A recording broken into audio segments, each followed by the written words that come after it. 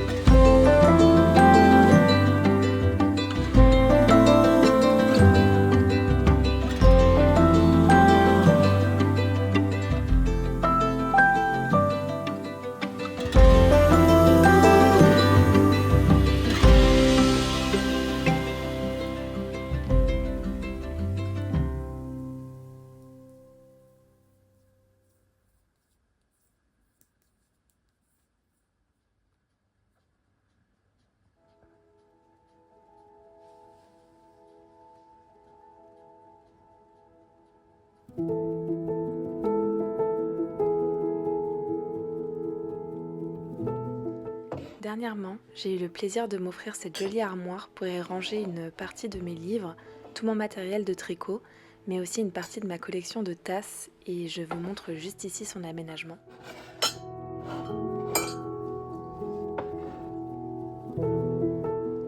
J'ai décidé de remplir une étagère avec toutes mes tasses de printemps et d'été. J'ai pas mal de différentes marques, mais je pense que la majorité de mes tasses viennent de chez Dunoon, qui est une marque que j'adore. Mais aussi, j'ai pas mal de mugs de la marque Emma Bridgewater aussi. Je pense que la grande majorité de mes tasses viennent de mes souvenirs du Royaume-Uni, de plusieurs de mes voyages, mais c'est vrai qu'il m'arrive aussi d'en trouver en France sans payer de frais de douane. Donc si vous êtes intéressé, je pourrais vous mettre quelques liens en barre d'infos.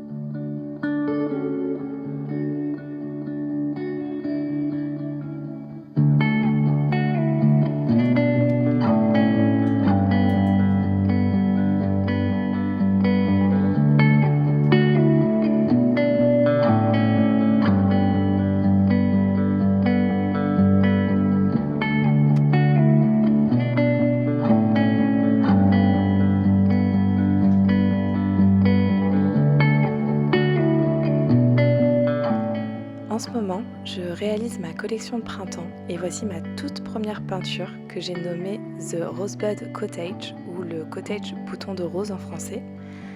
J'ai imaginé en fait un jardin anglais rempli de clochettes où peuvent se cacher les fées avec en arrière-plan une petite chaumière rose traditionnelle.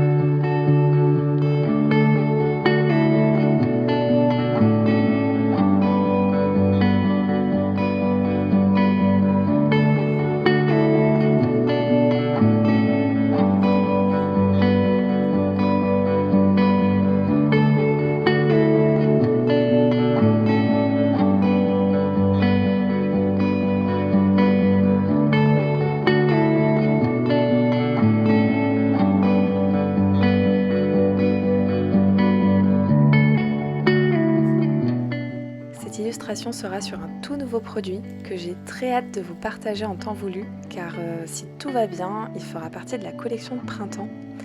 Donc en attendant, je vous montre la peinture mais j'espère pouvoir vous montrer très bientôt un bel objet pour l'accompagner.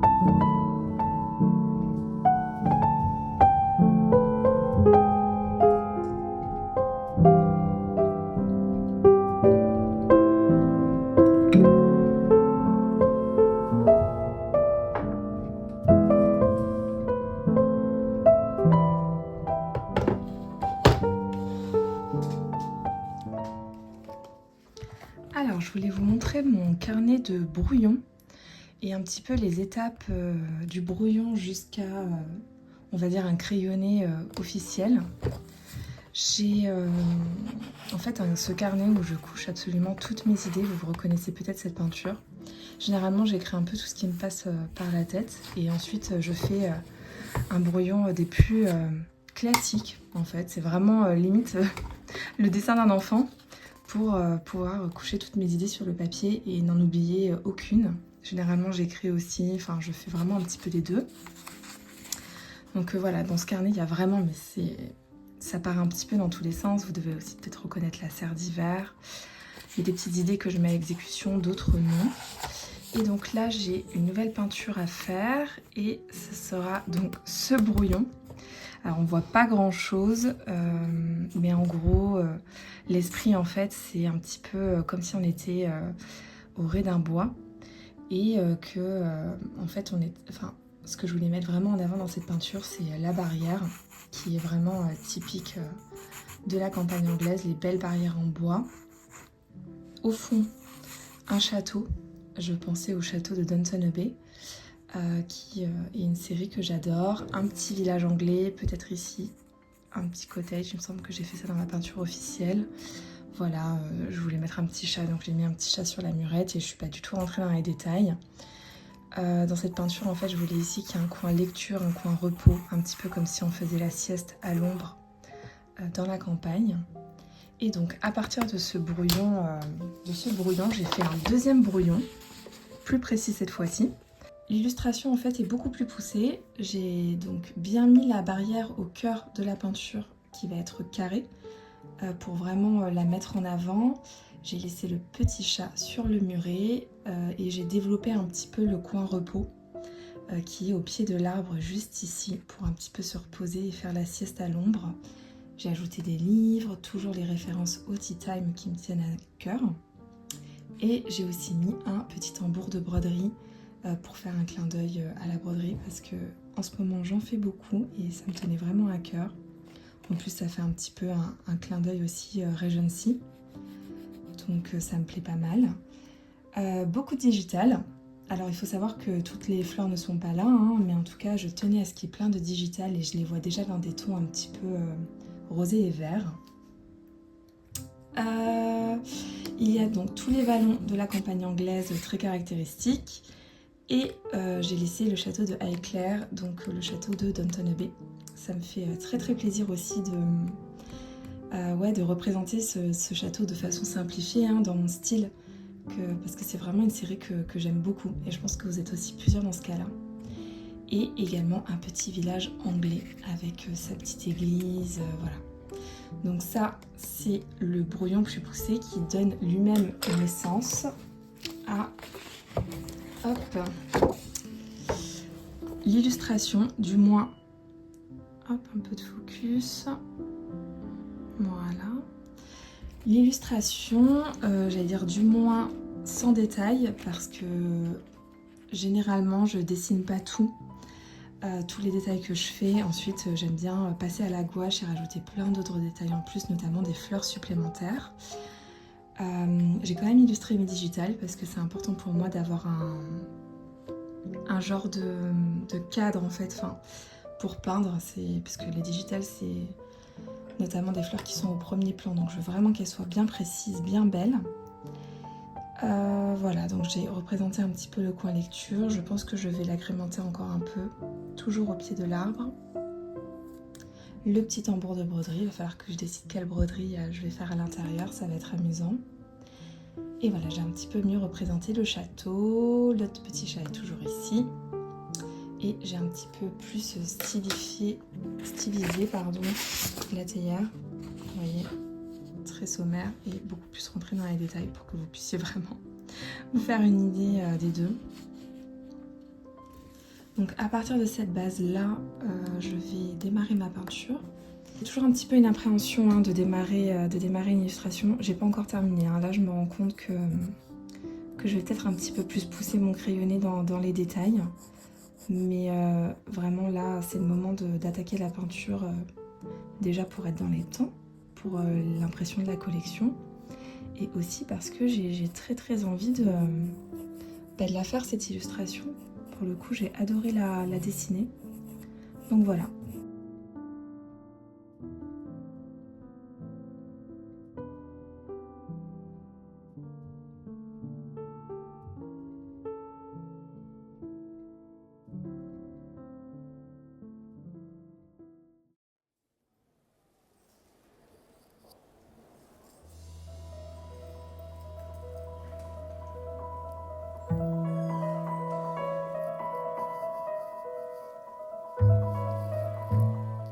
Quelques jours plus tard, je suis allée chez Lil Weasel, une boutique que j'aime beaucoup à Paris. J'ai acheté plusieurs fils de broderie pour pouvoir continuer ma roue des saisons de renard endormi, que je vais vous montrer un petit peu plus tard dans cette vidéo.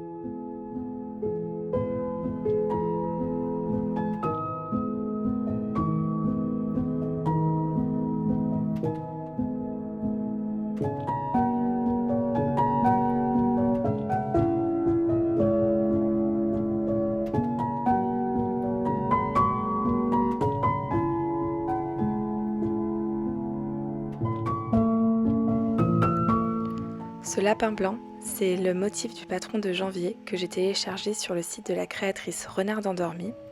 J'ai pris le temps de le réaliser en vous filmant quelques morceaux pour cette vidéo, j'espère vraiment que ça vous plaira.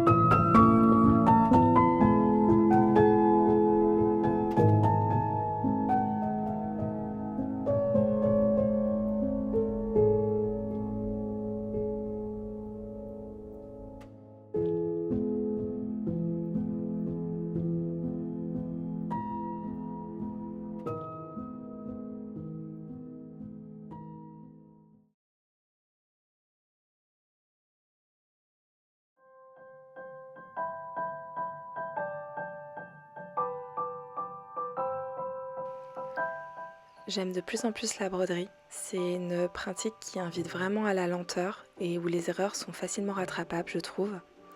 Sachez en tout cas que la broderie traditionnelle de ce style est une discipline qui peut paraître intimidante de prime abord, mais qui est réellement accessible à tous, car c'est très intuitif en fait. Et si vous ne brodez pas déjà, j'espère vraiment faire naître en vous une petite envie d'essayer si c'est quelque chose qui vous attire et que vous n'avez pas encore vraiment sauté le pas.